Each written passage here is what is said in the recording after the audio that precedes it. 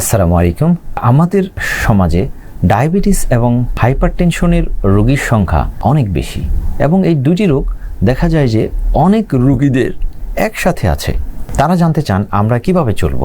তাদের ক্ষেত্রে পরামর্শ হচ্ছে অতিরিক্ত চিনিযুক্ত খাবার খাবেন না, অতিরিক্ত লবণযুক্ত খাবার পরিহার করেন, পাত্রে অতিরিক্ত লবণ খাওয়া পরিহার করেন, আপনার ওজনকে সীমিত রাখেন, পর্যাপ্ত ব্যায়াম করেন, সুষম খাবার খান, পর্যাপ্ত পরিমাণে ঘুমান এবং স্ট্রেস মুক্ত জীবনযাপন করুন। আশা করা যায় আপনারা এগুলো মেনে চললে ভালো থাকবেন এবং ডাক্তারের পরামর্শ অনুযায়ী আপনাদের ডায়াবেটিস এবং প্রেশারের যে সকল ওষুধ ওনারা দেন সেগুলো নিয়মিত হারে আপনারা নেন। কারণ ডায়াবেটিস এবং প্রেশার যদি নিয়ন্ত্রণে না থাকে তাহলে আপনার শরীরের গুরুত্বপূর্ণ যে অঙ্গগুলো আছে সেগুলোর দীর্ঘমেয়াদী ক্ষতি সাধন হতে পারে। এই জন্য আপনারা আপনাদের স্বাস্থ্যের দিকে নজর রাখেন। ধন্যবাদ সবাইকে।